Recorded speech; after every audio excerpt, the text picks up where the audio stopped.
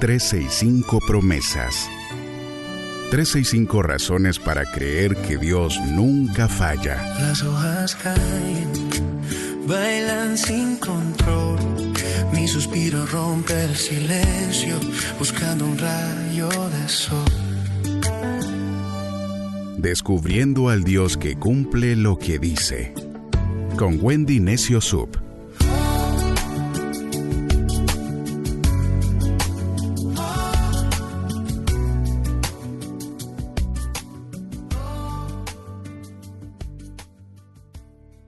...16 de julio, promesa 197.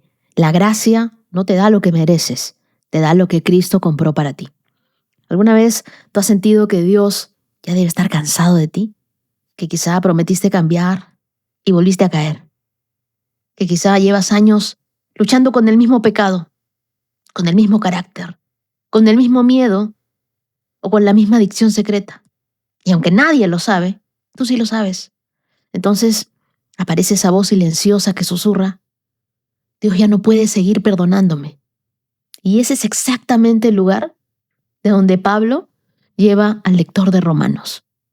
Durante casi 3 capítulos, él ha demostrado algo súper incómodo.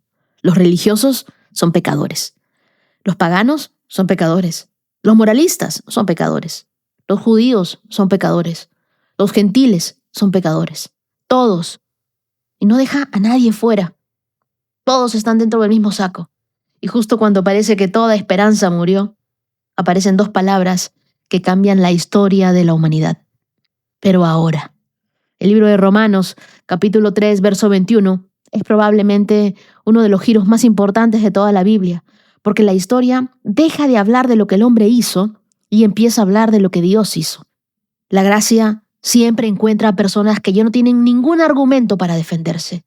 Y eso somos nosotros.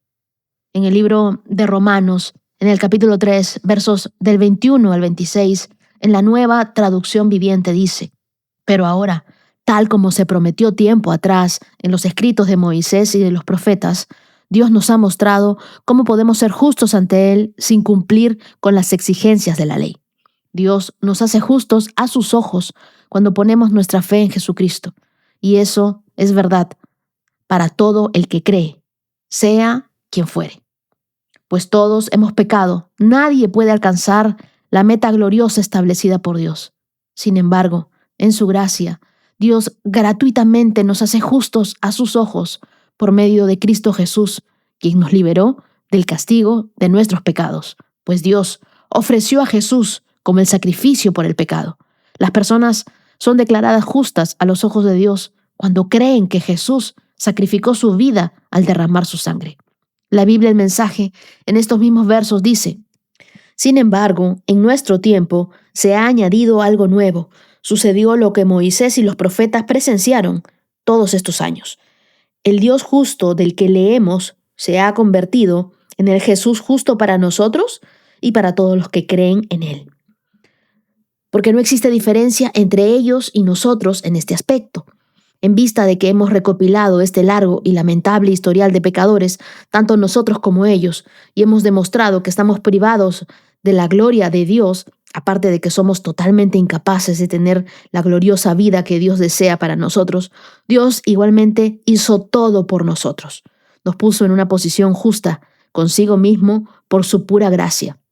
Eso es un verdadero regalo. Nos sacó del desorden en el que estábamos y nos restauró a donde siempre quiso que estuviéramos. E hizo todo eso por medio de Jesucristo. Dios sacrificó a Jesús en el altar del mundo para limpiar ese mundo de pecado. Tener fe en Él nos limpia.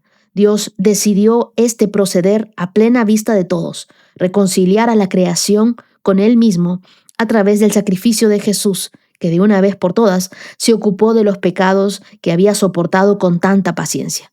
Esto no solo es evidente, sino que también ocurre ahora. Es historia actual. Dios es justo y nos permite vivir en su justicia. Ahora, la gracia no te da lo que mereces. Te da lo que Cristo ya compró por ti. Y ese regalo no se gana, ese regalo solo se recibe. ¿Qué estaba pasando en Roma en ese momento? La iglesia de Roma tenía 2 grupos muy distintos. Los judíos pensaban: tenemos la ley de Moisés y tenemos la circuncisión. Somos el pueblo escogido. Los gentiles respondían: nosotros nunca tuvimos esa ley. Ambos estaban intentando descubrir quién estaba más cerca de Dios. Entonces, Pablo lo que hace es destruir esa competencia que ellos tenían. Y luego, lo que hace es introducir una palabra que cambiaría la historia: justificación. ¿Qué significa que somos justificados? Aquí Pablo usa esta palabra frente a los tribunales. Y no significa hacerte perfecto. Significa declararte inocente delante de un juez. Imagínate que estás en un juicio. Toda la evidencia demuestra tu culpabilidad. El juez lee el expediente. No hay una defensa profunda para ti. No hay una apelación. No puedes usar excusas.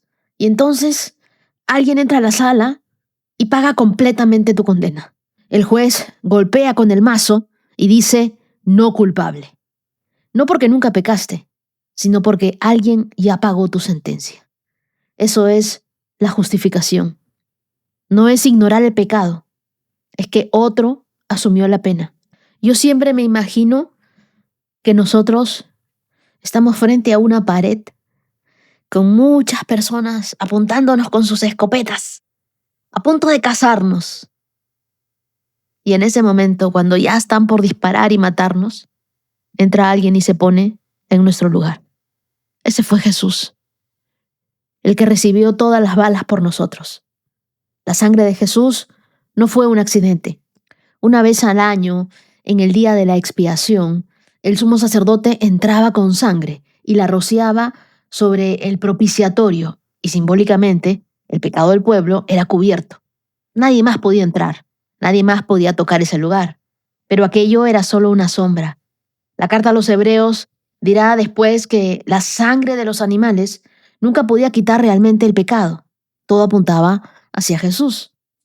Él no vino solo a cubrir el pecado, Él vino a quitarlo definitivamente. Así que lo que antes debía repetirse cada año, Cristo lo hizo una sola vez y para siempre. Ese lugar sagrado y reservado ahora es una persona, y totalmente accesible para cualquiera, todos los días, sin cortina de por medio. Imagínate que estás en una sala del tribunal, eres tú de pie frente al juez, la evidencia está sobre la mesa, no hay forma de negarla, el juez la revisa, la confirma y dice en voz alta: culpable. Pero entonces pasa algo que ningún tribunal humano haría. Ese mismo juez se quita la toga, baja del estrado, camina hacia donde tú estás y paga la multa con su propio dinero frente a todos. Y luego vuelve a subir y ahora, con la deuda ya cancelada, declara libre, sin cargos. Yo creo que eso es exactamente lo que pasó en la cruz. Dios no bajó los estándares de la justicia para que tú pudieras entrar, no. Él pagó el precio completo de esa justicia con su propia vida para que tú pudieras salir libre, sin que la justicia dejara de ser justicia. Romanos 3:23 es probablemente uno de los versículos más conocidos de toda la carta, pero pocas veces meditamos en la primera palabra de ese verso. Dice que todos somos pecadores. Ojo que no dice la mayoría, no dice casi todos, no dice los peores. La Biblia dice todos, y es la palabra que nadie quiere aceptar. Y luego sigue pecado. Todos somos pecadores. La palabra griega detrás de pecado es amartía, que significa literalmente no dar en el blanco. No se trata solamente de cometer actos malos, sino de quedarse corto del propósito para el cual Dios nos creó. Es como comprar el piano más caro del mundo y usarlo solo para apoyar macetas. Funciona, sí, pero nunca fue para aquello para lo que fue creado. Así vive el ser humano separado de Dios. Respira, trabaja, tiene éxito, pero no alcanza la gloria para el que fue diseñado. Y tú y yo formamos parte del mismo club. Somos parte de ese todos han pecado. No somos la excepción. Hay personas que creen que Dios simplemente decidió hacerse el que no vio nuestro pecado. Y no es así. Dios nunca lo ignoró. Dios lo castigó. Pero no sobre nosotros, lo puso sobre Cristo. Isaías ya lo había anunciado 700 años antes. El castigo caería sobre él, Por eso, la cruz no fue solamente una demostración de amor, fue también una demostración perfecta de justicia. En la cruz, la justicia de Dios quedó satisfecha y al mismo tiempo el amor de Dios quedó plenamente demostrado. Dios no tuvo que escoger entre ser justo o ser amoroso. En Jesús fue ambas cosas a la vez. Y tú y yo no necesitamos más respuestas. Necesitamos recibir aquello que ya fue pagado. Jesús se llevó en la cruz nuestro pecado, mi pecado, tu pecado. Podemos vivir como personas libres, no como presas con la puerta abierta. La religión nos dice, obedece para que Dios te acepte. Pero la Biblia dice, Dios ya te aceptó en Cristo. Ahora vive como alguien que ya fue amado. Ese es el orden correcto. Nosotros no obedecemos para conseguir amor. Obedecemos porque ya fuimos amados por Dios. Nuestra obediencia no compra el amor de Dios. Es la respuesta natural a haberlo recibido ya. Hace algunos años se contaba la historia de un hombre que pasó más de 20 años en prisión. Cuando finalmente salió, seguía caminando con la cabeza baja. Seguía pidiendo permiso para todo. Seguía sintiéndose preso. Un guardia retirado lo encontró meses después y le dijo, «Pero tú ya eres libre». Y él respondió, «Lo sé, pero todavía no aprendí a vivir como un hombre libre». Y muchos vivimos exactamente así. Cristo nos abrió la puerta de la cárcel, pero seguimos cargando las cadenas que Él ya rompió. No porque sigamos condenados, sino porque todavía no hemos entendido la magnitud de la gracia de Dios. Me escribía una mujer y me decía que llevaba años pensando, Dios me perdona, pero yo no me perdono. Ella había cometido un error del que se avergonzaba profundamente, algo que nadie en su iglesia sabía. Y aunque asistía cada domingo, cantaba, servía, por dentro vivía convencida de que ella era la excepción a la gracia. Un día, leyendo Romanos 3, algo se movió dentro de ella. Se detuvo justo en la palabra todos. Y por primera vez, la leyó al revés de como siempre la había leído. Y no es que su pecado no fuera grave, es que el pecado de todos los demás también lo era. Todos pecamos diferente y a todos nos alcanzó la misma gracia. Ella no era la excepción, era simplemente parte del mismo todos que Pablo describe. Ella empezó a orar distinto. Ya no pedía perdón como quien suplica algo que probablemente no va a recibir. Ella empezó a recibir el perdón como algo que le pertenecía en Cristo. Y con el tiempo, esa vergüenza que cargaba en silencio empezó a soltarse. No porque el error dejara de haber pasado, sino porque entendió que la cruz ya lo había cubierto por completo. Ponte a pensar por un momento. ¿Estás intentando ganarte el amor de Dios con tu esfuerzo?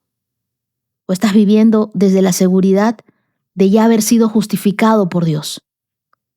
¿Qué culpa hasta ahora estás cargando como si todavía fuera tu deber el pagarla, cuando Cristo ya la pagó por completo en la cruz? Si el día de hoy hay algo que te pese, algo por lo cual tú tengas culpa, yo te invito a escribirlo en un papel. No se lo enseñes a nadie. Y quiero que al costado de eso escribas esto ya fue pagado. Pero no lo digo para minimizar lo que pasó, sino para reconocer que ya no te toca seguir a ti pagándolo. Esa deuda ya fue cancelada por Jesús en la cruz. Acompáñame en una oración. Dios mío, gracias, porque cuando yo no podía salvarme, tú hiciste lo que nadie más podía hacer por mí. Tomaste mi lugar. Yo no merezco tu perdón, Dios, pero tú eres un Dios de gracia, eres un Dios de amor. Gracias porque no ignoraste mi pecado, sino que lo pusiste sobre Jesús para que yo pudiera acercarme a ti sin sentir condenación, sin sentir culpa, sin sentirme mal. Hoy renuncio a vivir esclavizado por la culpa. No tenemos que esforzarnos por ganarnos tu amor, porque tú nos amas tal y como somos. Enséñanos, Señor, a vivir como personas justificadas por tu gracia.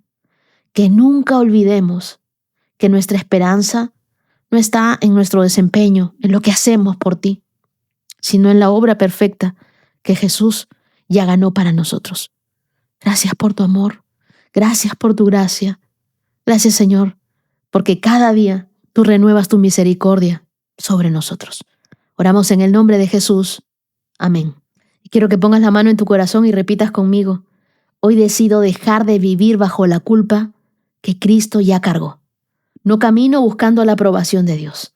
Camino porque ya fui aceptada, aceptado por su gracia. En Jesús yo fui declarada o declarado justa, justo, no por mis méritos, sino por su sacrificio perfecto. Y ahora comenzamos con nuestro estudio bíblico y las lecturas que nos acompañan en este día las encontramos en Primera de Crónicas, capítulo 22, verso 1, hasta el capítulo 23, verso 32. Romanos, capítulo 3, versos del 9 al 31.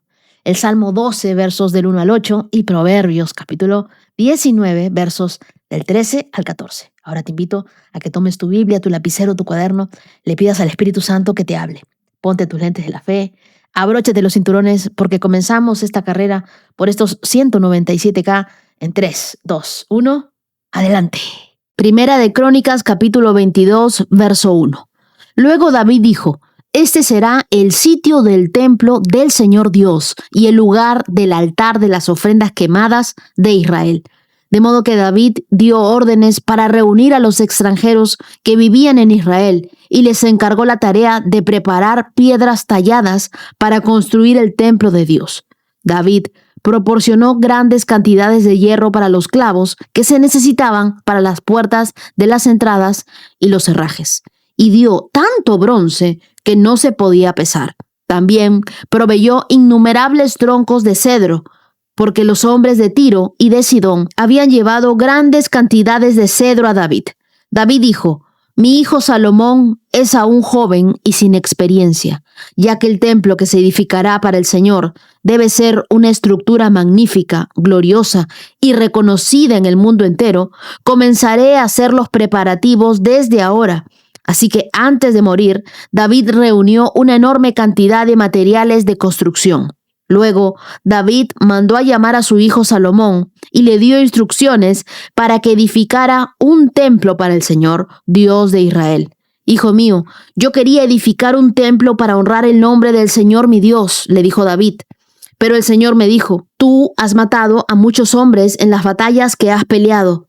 Puesto que has derramado tanta sangre ante mis ojos, no serás tú el que edifique un templo para honrar mi nombre, pero tendrás un hijo que será un hombre de paz. Le daré paz con sus enemigos de todas las tierras vecinas. Su nombre será Salomón, y durante su reinado yo le daré a Israel paz y tranquilidad. Es él quien edificará el templo para honrar mi nombre. Él será mi hijo y yo seré su padre. Además, afirmaré el trono de su reino sobre Israel para siempre. Ahora, hijo mío, que el Señor esté contigo y te dé éxito al seguir sus instrucciones en la edificación del templo del Señor tu Dios. Que el Señor te dé sabiduría y entendimiento para que obedezcas la ley del Señor tu Dios mientras gobiernes a Israel, pues tendrás éxito si obedeces cuidadosamente los decretos y las ordenanzas que el Señor le dio a Israel por medio de Moisés. Sé fuerte y valiente. No tengas miedo ni te desanimes. He trabajado mucho para proveer los materiales para construir el templo del Señor. Hay 3,400 toneladas de oro, 34,000 toneladas de plata y tanto hierro y bronce que es imposible pesarlos. También he reunido madera y piedras para las paredes, y aunque tal vez necesites agregar más, cuentas con un buen número de hábiles carpinteros, canteros y artesanos de toda clase. Además, cuentas con expertos en orfebrería y platería, y trabajadores de bronce y de hierro. Ahora, manos a la obra, que el Señor está contigo. Después, David ordenó a todos los líderes de Israel que ayudaran a Salomón en este proyecto. El Señor su Dios está con ustedes, les declaró, y les ha dado paz con las naciones vecinas. Él me las entregó y ahora están sometidas al Señor y a su pueblo. Busquen al Señor su Dios con todo el corazón y con todo el alma. Edifiquen el santuario del Señor Dios para que puedan traer el arca del pacto del Señor y los utensilios sagrados de Dios al templo edificado para honrar el nombre del Señor. Primera de Crónicas, capítulo 23. Cuando David ya era muy anciano, designó a su hijo Salomón rey de Israel. David convocó a todos los líderes de Israel junto con los sacerdotes y los levitas. Contaron a todos los levitas de 30 años o más, y el total sumó 38,000. Entonces David dijo: de entre los levitas, 24,000 supervisarán el trabajo en el templo del Señor. Otros 6,000 servirán como funcionarios y jueces. Otros 4,000 trabajarán como porteros y 4,000 alabarán al Señor con los instrumentos musicales que yo hice. Después David dividió a los levitas en grupos, nombrados por los clanes que descendían de los 3 hijos de Leví: Gersón, Coat y Merari. Los gersonitas. Los núcleos familiares de los gersonitas se edificaron por la línea de descendientes de Limni. Simeí, los hijos de Gersón. 3 descendientes de Limni fueron Jehiel, el jefe de la familia; Setán, Joel. Estos fueron los jefes de la familia de Limni. 3 de los descendientes de Simeí fueron Selomit, Jaziel y Arán. Otros 4 descendientes de Simeí fueron Jahat, Sisa, Jeús, Bería. Jahat fue el jefe de la familia y Sisa le seguía. Contaron a Jeús y a Bería como una sola familia porque no tuvieron muchos hijos. Los coatitas. 4 de los descendientes de Coat fueron Amram, Isra, Hebrón y Uziel. Los hijos de Amram fueron Aarón y Moisés. Aarón y sus descendientes fueron apartados para dedicar lo que es sumamente santo, ofrecer sacrificios en la presencia del Señor, servir al Señor y pronunciar bendiciones en su nombre para siempre. En cuanto a los hijos de Moisés, hombre de Dios, se les incluyó en la tribu de Leví. Los hijos de Moisés fueron Gersón y Eliezer. Entre los descendientes de Gersón estaba Sebuel, el jefe de la familia. Eliezer solamente tuvo un hijo, Rehabías, el jefe de la familia. Rehabías tuvo muchos descendientes. Entre los descendientes de Izar estaba Selomit, el jefe de la familia. Entre los descendientes de Hebrón estaban Jeraías, el jefe de la familia; Amarías, el segundo; Hazael, el tercero; y Jecamán, el cuarto. Entre los descendientes de Uziel estaba Micaya, el jefe de la familia, e Isías, el segundo. Los meraritas. Entre los descendientes de Merari estaban Mali y Musi. Los hijos de Mali fueron Eleazar y Cis. Eleazar murió sin tener hijos, solamente tuvo hijas. Sus hijas se casaron con sus primos, los hijos de Cis. 3 de los descendientes de Musi fueron Mali, Eder, Jerimot. Estos fueron los descendientes de Leví por clanes, los jefes de los grupos de las familias registrados cuidadosamente por nombre. Cada uno debía tener 20 años o más para tener el derecho de servir en la casa del Señor. Pues David dijo: el Señor Dios de Israel nos ha dado paz y Él vivirá siempre en Jerusalén. Ahora, los levitas no tendrán que transportar el tabernáculo y su mobiliario de un lugar a otro. De acuerdo con las últimas instrucciones de David, todos los levitas de 20 años o más fueron registrados para servir. El trabajo de los levitas consistía en ayudar a los sacerdotes, los descendientes de Aarón, mientras servían en la casa del Señor. También se ocupaban de cuidar los atrios, los cuartos laterales, ayudaban en las ceremonias de purificación y servían de muchas otras maneras en la casa de Dios. Estaban a cargo del pan sagrado que se colocaba sobre la mesa, de la harina selecta para las ofrendas de grano, de las obleas preparadas sin levadura, de los panes cocidos en aceite de oliva y de los demás panes. También eran responsables de verificar todas las pesas y medidas. Además, cada mañana y cada tarde se presentaban delante del Señor para entonarle canciones de agradecimiento y alabanza. Ayudaban con las ofrendas quemadas que se presentaban al Señor cada día de descanso. En las celebraciones de la Luna Nueva y en los demás festivales establecidos, un número requerido de levitas servía en la presencia del Señor siempre. siguiendo los procedimientos que se les había indicado. Por lo tanto, bajo la supervisión de los sacerdotes, los levitas vigilaban el tabernáculo y el templo y llevaban a cabo con fidelidad sus responsabilidades de servicio en la casa del Señor. En Primera de Crónicas, capítulo 22 y capítulo 23, David estaba en una etapa de su vida que muchos evitarían, el tiempo de soltar. Aunque su corazón ardía por construir el templo de Dios, el Señor le dijo que esa no sería su misión. ¿Qué hizo David? En lugar de insistir, en lugar de quejarse, él comenzó a preparar todo para que su hijo Salomón pudiera hacerlo. Aquí no vemos a un rey frustrado, sino a un padre visionario. En Primera de Crónicas, capítulo 22, verso 1, David dice: «Este será el sitio del templo del Señor». Y a pesar de no tener la misión directa de construir, David tomó la responsabilidad de ir allanando el camino. Y esto nos habla de un legado de madurez espiritual que pocos pueden alcanzar. Saber cuándo construir con las manos y cuándo construir con la obediencia. Los líderes no siempre son quienes levantan las paredes. A veces son quienes traen los ladrillos en secreto. Yo creo que David aquí entendió el significado de construir para el futuro. No estoy construyendo algo para mi presente, no. Estoy construyendo algo para el futuro de mis hijos y de repente para un futuro que no voy a ver. Es construir para una generación que no verás. David dejó provisiones, dejó planos y también líderes organizados y hasta instrucciones espirituales. Él fue un constructor del destino de alguien más. Esa construcción contrasta con la cultura actual de todo para mí y todo para el ahora, ¿cierto?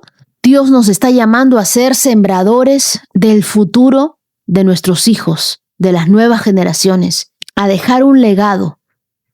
Cuando otros ganan por lo que tú sembraste, ese es el verdadero éxito. Quiero que pienses por un momento en los ingenieros que diseñan los túneles del metro. Ellos trazan los caminos, pero son caminos que nunca van a recorrer. Así fue David, y así debemos ser nosotros, trazadores de caminos invisibles, arquitectos del propósito eterno de otros. Pregúntate hoy, ¿qué estoy construyendo que no me va a bendecir directamente, pero que va a bendecir y bendecirá a los que vienen detrás de mí? Miremos el corazón de un padre que empodera, no un padre que controla. Primera de Crónicas, capítulo 22, en el verso 13, David le dijo a Salomón: «Sé fuerte y valiente, no tengas miedo ni te desanimes, porque el Señor Dios, mi Dios, está contigo». Qué hermoso, ¿no? David no le impone nada a Salomón, lo bendice, le transfiere su legado, su identidad, su autoridad. Qué lección para los padres espirituales y también para los biológicos del día de hoy. Nuestra labor no es controlar la obra de nuestros hijos, sino darles valor, añadirles dirección y sobre todo enseñarles a vivir en la presencia de Dios. Los hijos no necesitan una madre perfecta, sino una que sepa soltarlos con valentía. Lo mismo aplica para los padres, para los mentores, para los pastores. Soltar no es abandonar, es confiar en que Dios también es su Padre. Haz esa llamada, envía un mensaje o escríbele una carta a ese hijo, a ese discípulo que estás discipulando, que estás formando y dile: estoy contigo, sé valiente, haz lo que Dios te pidió. A veces una frase, una afirmación, un no tengas miedo, es todo lo que ellos necesitan para continuar. Y en el capítulo 23, David reorganiza a los levitas, los nombra por grupos, por tareas, por generaciones. Ya no solo eran cantores en el templo, eran porteros, eran escribas, eran asistentes. No todos tocaban el arpa, pero todos tocaban el corazón de Dios con su obediencia. Esto nos enseña que el servicio no tiene jerarquías espirituales. No es más santo el que predica que el que limpia. Hoy, en una era donde todos quieren ser visibles, la unción sigue buscando siervos gente que sirva, no influencers. Dios honra a los que hacen lo que nadie quiere hacer, sabiendo de que Él ve lo que nadie ve. Siempre que vayas a hacer algo, pregúntate ¿por qué lo hago? ¿Cuál es mi motivación? Romanos capítulo 3, verso 9. Ahora bien, llegamos a la conclusión de que los judíos somos mejores que los demás. Para nada.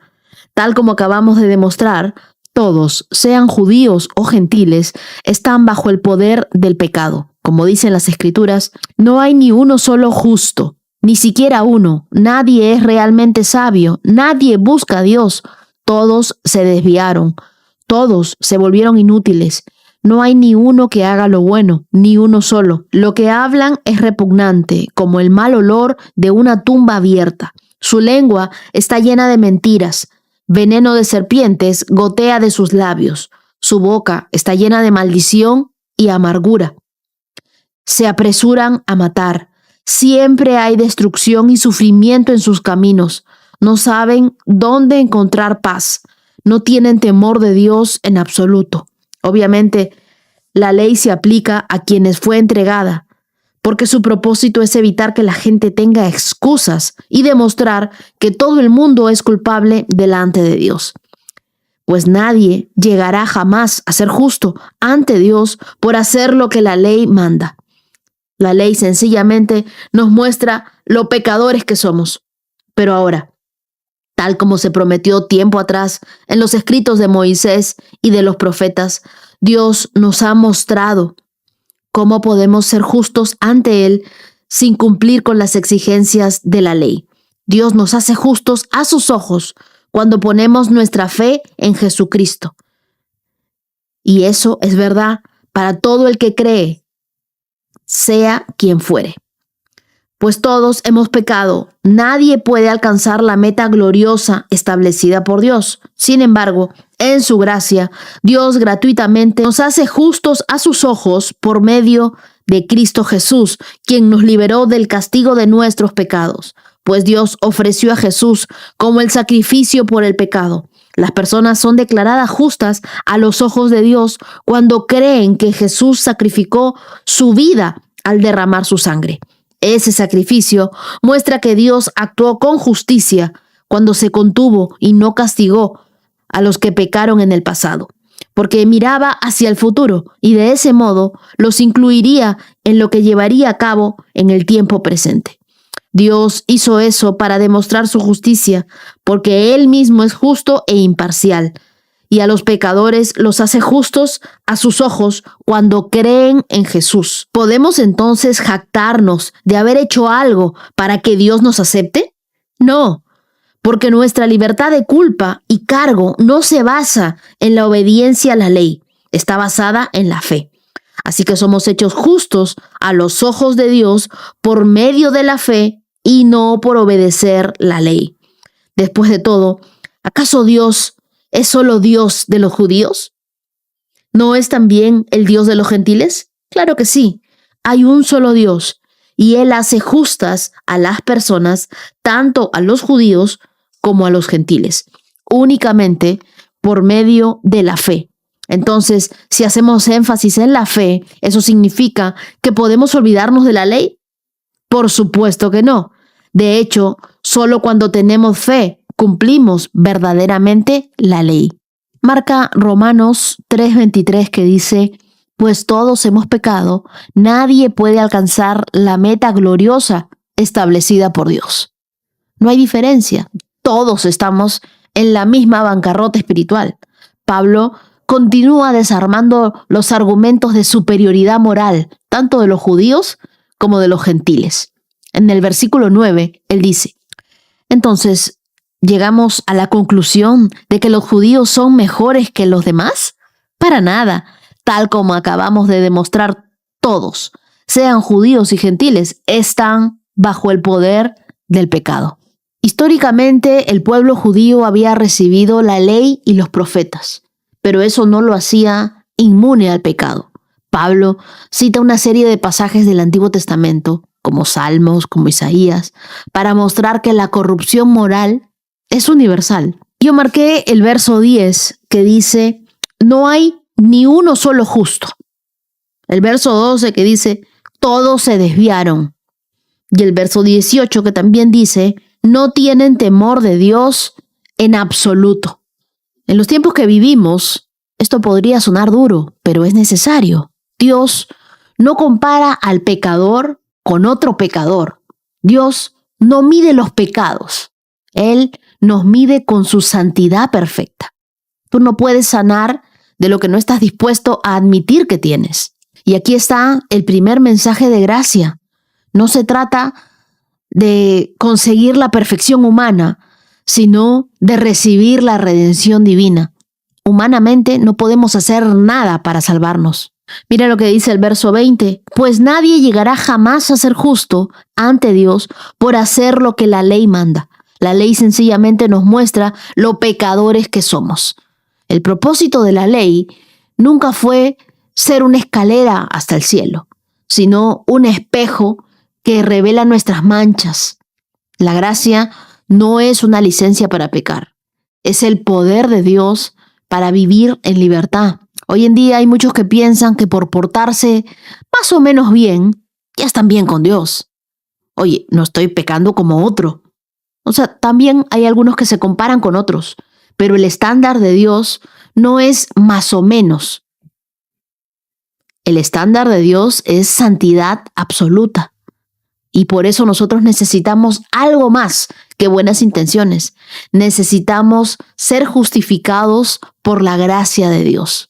Pablo lo afirma de esta forma en Romanos 3:24, que Dios, por su gracia, nos declara justos a sus ojos si confiamos en Jesucristo. Y esta justicia no es superficial, es una justicia total. Es como si Dios te diera una nueva identidad legal y también espiritual.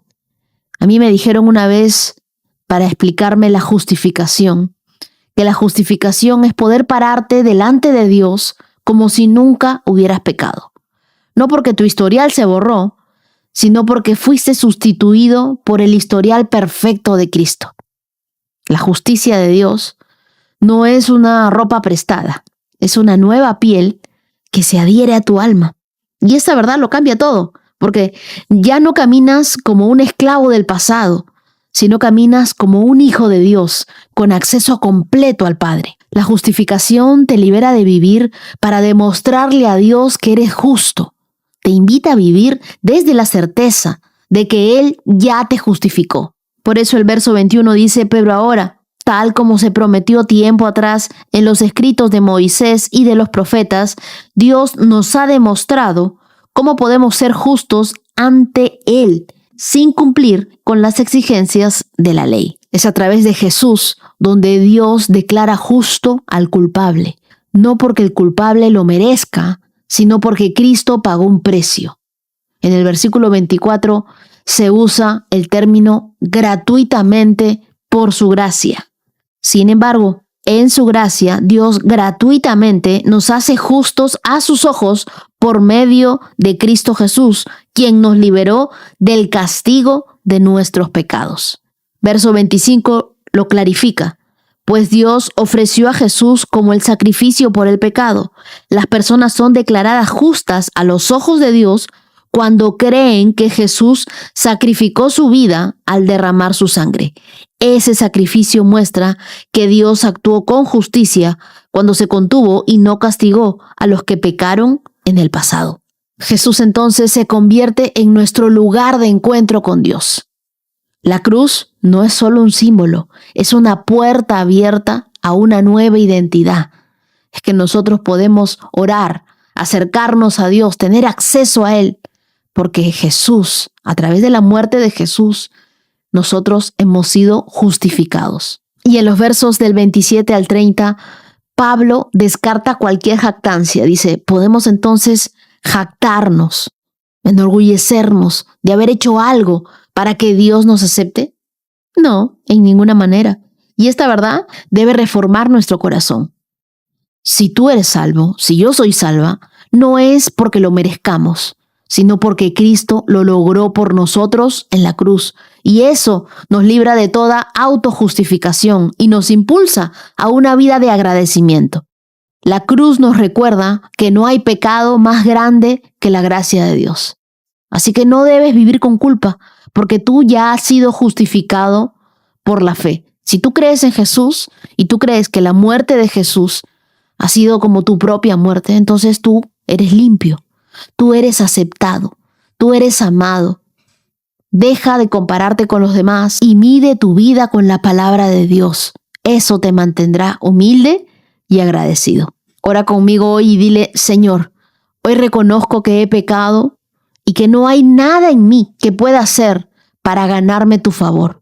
Pero gracias por enviar a Jesús, mi Salvador, quien pagó por mi culpa. Ayúdame a vivir con la seguridad de que soy justificado por la fe, no por mis obras. Que cada día mi vida refleje tu gracia y que nunca olvide que lo que no podía lograr con mis fuerzas, tú lo lograste en la cruz. Gracias por eso. Gracias por todo. Oro en el nombre de Jesús. Amén. Salmo 12. Auxilio, Señor, porque los justos desaparecen con rapidez.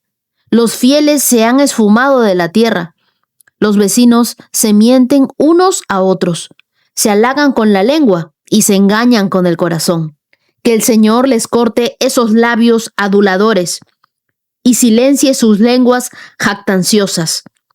Mintamos todo lo que queramos, dicen. Son nuestros labios. ¿Quién puede detenernos? El Señor responde: he visto violencia contra los indefensos y he oído el gemir de los pobres. Ahora me levantaré para rescatarlos, como ellos anhelaron que hiciera. Las promesas del Señor son puras, como la plata refinada en el horno, purificada 7 veces. Por lo tanto, Señor, sabemos que protegerás a los oprimidos, los guardarás para siempre de esta generación mentirosa. Aunque los malvados anden pavoneándose y se alabe el mal por toda la tierra. El Salmo 12 es un salmo que nos recuerda que vivimos rodeados de mentiras, pero guardados por la verdad de Dios. Cuando la maldad abunda, es nuestro deber orar, pues Dios es el único que siempre nos levanta cuando un justo ora. Mira lo que dice el verso 1. Auxilio, Señor, porque los justos desaparecen con rapidez. Los fieles se han esfumado de la tierra. El Salmo 12 entonces es un lamento. David mira a su alrededor y ve una sociedad donde los justos escasean, donde los fieles han desaparecido. Entonces es un clamor desde la escasez de integridad. En su tiempo, como en el nuestro también, las palabras eran armas y se usaban para manipular, para seducir, para mentir, para corromper. El verso 2 dice: los vecinos se mienten unos a otros, se halagan con la lengua y se engañan con el corazón. Yo creo que aquí David debió conocer a mis vecinos, donde la apariencia pesa más que la integridad. Nosotros no estamos perdiendo generaciones por falta de información, sino por falta de verdad. Hoy muchos corazones fieles se sienten solos, como si fueran los últimos que quieren vivir con transparencia. Pero este salmo nos recuerda: Dios escucha cuando la verdad escasea. Dios responde cuando los justos claman. Cuando la maldad se levante, acude a Dios y no al desánimo. El verso 3 dice: que el Señor les corte esos labios aduladores y silencie sus lenguas jactanciosas. Esto nos recuerda que Dios no es indiferente ante la corrupción verbal. El mismo Jesús dijo: de toda palabra ociosa nosotros daremos cuenta. Y eso lo dice Mateo capítulo 12, verso 36. El verso 4 dice: mintamos todo lo que queramos, dicen. Son nuestros labios. ¿Quién puede detenernos? Ese espíritu rebelde que cree que nadie lo va a callar. Eso no es valentía, eso es soberbia. Cuando tú usas tus palabras para construir tu propio imperio, te estás desconectando totalmente del reino de Dios. No podemos hablar desde la autosuficiencia. Recordemos quién es el padre de la mentira: Satanás. Y el verso 6 es un recordatorio para nosotros. Dice: las promesas del Señor son puras, como la plata refinada en el oro, purificada 7 veces. Mientras las palabras de los hombres pueden ser vacías y corruptas, hasta mentirosas, las promesas de Dios son inquebrantables. Vivimos en un mundo de palabras vacías, pero las promesas de Dios son 100% confiables, así como la plata que se purifica al calor para remover toda impureza. La palabra de Dios ha sido probada y permanece intacta. La palabra de Dios no necesita ser defendida, necesita ser creída. En tiempos donde nadie sabe en quién confiar, Dios se presenta como aquel cuya voz nunca falla, cuyas palabras no necesitan filtro, ni mucho menos edición. Y el verso 7 es para ti. Por lo tanto, Señor, sabemos que protegerás a los oprimidos, los guardarás para siempre de esta generación mentirosa. Dios protege a los que deciden vivir en la verdad. Este versículo es una promesa para los que deciden caminar en la verdad de Dios, aunque estén rodeados de falsedad. No es una promesa de comodidad, sino es una promesa de preservación. No dice que no nos tocarán las mentiras. Lo que dice es que no nos destruirán. En medio de una generación que llama normal al engaño, vivir con la verdad es un acto valiente. No es fácil ser fiel en una generación infiel, pero Dios cuida al que guarda su boca y también al que guarda su corazón. Cuando tu corazón es íntegro, tus palabras no necesitan ser calculadas. Cuida tus palabras antes de hablar. Pregúntate, ¿esto edifica? ¿Esto refleja a Jesús? ¿Esto lo diría Jesús? No te acostumbres a la mentira, porque hay quienes mienten por hábito, por costumbre, ya se les hizo deporte. Pero la mentira es un veneno dulce, pero que tarde o temprano nos mata. Hablemos con gracia, pero hablemos con verdad. Rodea tu vida de personas que amen también la verdad. Tu entorno afecta tu lengua. Si tú te rodeas de chisme, te vas a contaminar. Si tú dejas que la gente tire basura a tus oídos, esa basura tarde o temprano ingresará a tu vida. Pero si tú te rodeas de verdad, si tú lees la Biblia, vas a florecer y te vas a dar cuenta de que cada vez que tú te acercas a la palabra de Dios, algo en ti cambia. Proverbios 19, verso 13. El hijo necio es una calamidad para su padre. Una esposa que busca pleitos es tan molesta como una gotera continua. Los padres pueden dar en herencia a sus hijos casa y fortuna, pero solo el Señor puede dar una esposa comprensiva. El verso 13 nos habla sobre el hijo necio, que es una calamidad. En la cultura hebrea, los hijos eran símbolo de bendición, de legado, de honra, tal y como lo hemos leído en Primera de Crónicas. Por eso este proverbio es directo y dice, el hijo necio es una calamidad para su padre. No solo es una tristeza pasajera, sino una tragedia que puede romper el corazón de quien lo educó con amor. En otras palabras, cuando un hijo menosprecia la sabiduría, hiere profundamente a quien invirtió su vida en él.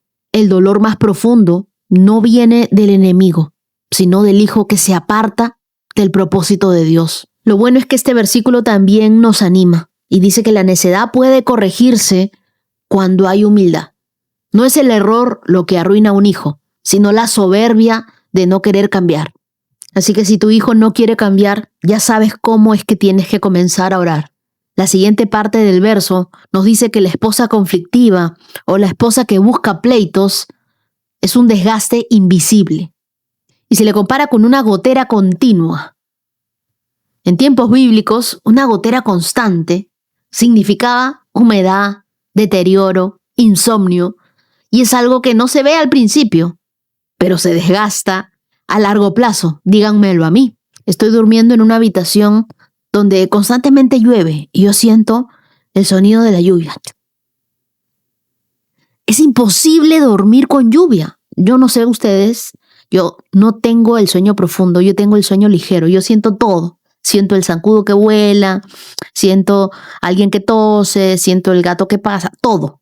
Hoy en día hay muchos hogares que se desgastan, no por grandes batallas, sino por pequeñas guerras diarias en formas de quejas, de gritos, de sarcasmo. Este proverbio nos llama a revisar el clima emocional en casa. ¿Qué es lo que nosotros estamos provocando en nuestra casa? Somos fosforitos que con cualquier cosa nos encendemos, que a todo le buscamos pleito o somos pacificadores. El Proverbio 14 nos dice, los padres pueden dar en herencia a sus hijos casa y fortuna. Yo espero que mis papás estén escuchando este episodio del podcast, se los dedico con mucho cariño. Acuérdense que yo nací primero antes que mis hermanas. Y aquí el proverbio nos habla sobre lo que los padres pueden dar y lo que solo Dios entrega. Aquí el texto hace una hermosa distinción. Hay cosas que se heredan, pero hay otras cosas que solo se reciben por gracia. Tú puedes dejarle dinero a tus hijos, pero no puedes asegurarles un buen matrimonio. Tú puedes preparar una boda, pero solo Dios puede formar un hogar. En otras palabras, tú puedes elegir a alguien que te guste, pero solo Dios puede darte a alguien que te convenga. Y eso es lo que nos enseña a orar por nuestras relaciones, a orar por nuestros hijos, a orar por nuestros matrimonios, por los solteros que estamos esperando. Padres, oren más por sabiduría que por éxito académico para sus hijos.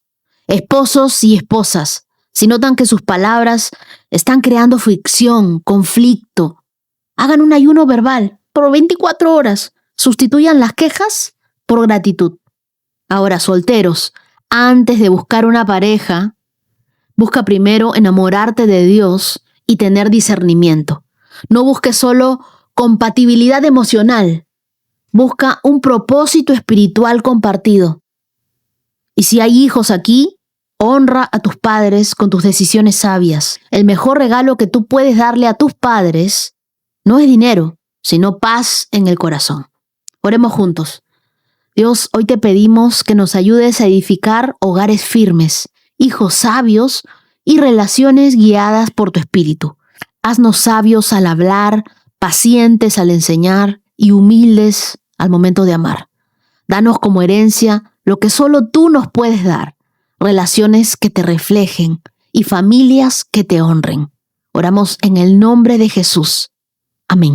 Y así llegamos a nuestros 197K y ahora te invito a escuchar el testimonio de Camila Céspedes, una colombiana viviendo en Canadá. Hola Wendy, hola a toda la comunidad íntima. Escucho el podcast desde enero del año pasado. Ha sido una gran bendición para mi vida, para la vida de mi esposo. Siento que nos ha acercado mucho más a Dios, nos ha permitido entender mucho más la palabra. Yo vengo hoy a contar este testimonio como parte de una promesa que hice a Dios en medio de una oración y que Él respondió de manera increíble y poderosa como solo lo puede hacer Dios. Nosotros acá en Canadá a inicios de marzo declaramos nuestros impuestos debido a lo que habíamos trabajado. Nosotros esperábamos que el gobierno nos devolviera algo de ese dinero, pero sorpresivamente fue todo lo contrario y el contador nos dice que debíamos pagar una cantidad supremamente grande de dinero al gobierno y que teníamos hasta el 30 de abril para hacerlo. Con mi esposo pues fue un shock increíble en ese momento. Fue demasiado difícil recibir esa noticia, no lo esperábamos, no hacía parte de nuestros gastos. Y pues hablándolo con él, nosotros teníamos un dinero que habíamos ahorrado en estos años y dijimos pues es lo que tenemos ahorrado, pero entreguémoslo y confiemos en que Dios proveerá. Pagamos ese dinero y pues nuestros ahorros quedaron casi en cero, pero confiando en Dios, confiando en que Dios iba a hacer algo sobrenatural. Oramos y creímos en que Dios iba a hacer un milagro. A los 8 días me llega un correo de la universidad donde estoy terminando de estudiar que me dice que me van a dar un premio por excelencia de casi el mismo valor que habíamos acabado de pagar. Pasaron 8 días y Dios obró de una manera que es inexplicable. Son cosas que solo puede hacer Dios y para su gloria hoy quiero dar este testimonio de que a Él nada le queda grande y que Él siempre nos da de vuelta lo que nos pertenece. Y para mí fue una increíble muestra del amor y del poder de Dios. Y quiero fortalecer a todos los que tal vez les ha pasado algo así, que llega un gasto inexplicable o tal vez sorpresivo y Dios siempre va a devolvernos lo que es nuestro. Dios siempre va a hablar en un milagro y pues estoy sumamente agradecida con Él. También te agradezco a ti, Wendy, por el devocional 365 días con Dios. Ha sido de gran bendición para mi vida. La de mi esposo nos ha permitido crecer y edificar cada día nuestro hogar en Dios. Mi querida Camila, gracias por compartir este milagro. Me encanta tu testimonio porque no solo habla de una provisión económica, sino de una pareja que decidió confiar antes de ver la respuesta. Y yo creo que eso es fe, obedecer cuando todavía no entendemos cómo es que Dios hará las cosas. Y lo más maravilloso de esto es que Él les recordó que jamás abandona a quienes ponen su seguridad en sus manos. Hoy te regalo Filipenses capítulo 4, verso 19, que dice: y este mismo Dios, quien me cuida, suplirá todo lo que necesiten de las gloriosas riquezas que nos ha dado por medio de Cristo Jesús. Así que este testimonio anime a todos los íntimos que hoy están enfrentando un gasto inesperado, una preocupación económica. Quiero decirles, no se olviden que Dios es su pastor. Eso nos lo dice el Salmo 23. El mismo Dios que proveyó para Camila y para su esposo sigue siendo el mismo Dios que abre las puertas para ustedes, puertas de favor, puertas de bendición que siempre llegan a su tiempo. Y ahora quiero compartirte el testimonio de Nancy Arellano desde Ciudad de México. Nancy comenzó sintiendo lo que pensó que era una simple colitis. Consultó a varios médicos y mientras buscaban una respuesta, los gastos comenzaron a crecer y a crecer. Finalmente logró ser atendida en el sistema de salud pública, pero aún así tuvo que regresar 2 veces a urgencias. La segunda vez, Dios la puso en las manos de la doctora correcta. Al revisarla, descubrieron que estaba al borde de una peritonitis. Si no lo operaban de inmediato, su vida correría un grave peligro. Le realizaron una cirugía de emergencia y tuvieron que colocarle una bolsa de colostomía. Durante la operación, encontraron un tumor en el intestino, por lo que días después volvió a entrar al quirófano para retirarlo completamente. Comenzó entonces la espera más difícil, la biopsia. Los resultados tardaron cerca de 3 meses. Cada día estaba lleno de incertidumbre y la pregunta era la misma: ¿será cáncer? Hasta que llegó el día 277 del reto de la Biblia. Nancy oró antes de escuchar el episodio y le suplicó a Dios que tuviera misericordia. Mientras escuchaba el podcast, mencioné a otra Nancy por la que estábamos orando porque tenía un problema de tiroides y conté que sus resultados habían salido negativos para cáncer. En ese instante, Nancy sintió que Dios le estaba hablando personalmente. Al día siguiente fue a ver a su coloproctóloga. La doctora la abrazó y con una sonrisa le dijo: estoy muy feliz, estás completamente limpia, no hay cáncer. Gloria a Dios. Hoy, Nancy continúa viviendo con una bolsa de colostomía y probablemente tendrá otra cirugía dentro de 1 año y medio. No ha sido un fácil proceso, pero ella dice que después de todo lo vivido, solo le queda en el corazón gratitud para Dios.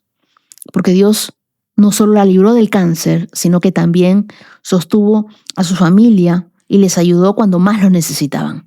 Mi querida Nancy, mientras yo leía tu testimonio, no podía dejar de darle gracias a Dios, porque Él no solo preservó tu vida, aun cuando tú estabas al borde de la peritonitis, sino que también Él escuchó tu clamor cuando estabas a la espera de tus resultados. Me conmueve pensar que Dios usó un momento tan sencillo como una oración en el podcast para fortalecer tu fe, para que tú recibas esa esperanza de parte de Dios. Así es nuestro Padre. Él conoce exactamente lo que necesitamos y sabe cómo hablarnos en el momento oportuno. También quiero decirte algo. Aunque el proceso aún no ha terminado y todavía quedan otras cirugías por delante, el mismo Dios que te sostuvo hasta aquí seguirá caminando contigo. Tu historia todavía se sigue escribiendo. No te des por vencida, querida. Y de repente hoy hay alguien que está escuchando este podcast y está esperando un diagnóstico o el resultado de una biopsia. Yo quiero recordarles que nuestra esperanza nunca está en un papel, sino en el Dios que permanece sentado en el trono. Y quiero recordarte esta promesa del Salmo 118, verso 17, que dice: no moriré, sino que viviré para contar lo que hizo el Señor. Nancy, yo estoy convencida de que eso es exactamente lo que hoy Dios está haciendo en tu vida. Tú contarás las maravillas que Dios ha hecho en ti y todas las demás personas que se aferran a esta promesa. Y si este contenido te bendice, te animo a ser parte y sembrar en este ministerio. ¿Cómo lo puedes hacer? A través de mi página web wendyneciosub.com. Y ahora quiero agradecer a los corazones generosos íntimos de esta hermosa comunidad. Muchas gracias a mi querida Andrea Olazábal. Dios te bendiga, Eugenia Gavilanes Venegas. Bendiciones para Alejandro Fernández, para el staff de Yes Caring You. Dios te bendiga, Yarina Millán Dorador. Bendiciones para Jennifer Osorio Pérez. Dios te bendiga, Carmen Mora Pena. Bendiciones para Erika Castro Jiménez. Bendiciones para Gabriela Menéndez. Muchas bendiciones para Celia del Carmen Peña. Muchas gracias a Alex y Eddie Fernández. Y desde el canal de YouTube, muchas gracias a Jessica Flores, a Marimar Carrizo y a Verónica González. Y a ustedes, queridos, quiero regalarles el Salmo 20 que dice que el Señor responda a tu clamor en tiempos de dificultad, que el nombre del Dios de Jacob te proteja de todo mal, que te envíe ayuda desde su santuario y te fortalezca desde Jerusalén, que se acuerde de todas tus ofrendas y mire con agrado tus ofrendas quemadas, que Él conceda los deseos de tu corazón y haga que todos tus planes tengan éxito, que gritemos de alegría cuando escuchemos de tu triunfo y levantemos una bandera de victoria en el nombre de nuestro Dios, que el Señor conteste a todas tus oraciones. Y quiero que ustedes sepan que ustedes estarán en mis oraciones. Y ese es el Dios poderoso que nosotros tenemos, un Dios que responde a nuestro clamor, que nos ayuda en los momentos de dificultad, que pone sus palabras en nuestra boca, un Dios que nos fortalece, un Dios que nos mira con agrado, que nos mira con ojos de misericordia y nunca con ojos de juicio. Ese es nuestro Dios. Muchas gracias por acompañarme hasta aquí, querida comunidad. Nos vemos el día de mañana con más de la palabra de Dios, más de su presencia. Que tengan un día lleno de bondad y de bendición. Shalom, shalom. Has escuchado 365 Promesas. Síguenos en Facebook e Instagram, @WendyNecioSub. Hasta la próxima. Bailan sin control, mi suspiro rompe el silencio, buscando un rayo de sol. Promesa, promesa, promesa que salva. Oh, promesa, promesa, promesa que guía. Promesa, promesa plena en ti.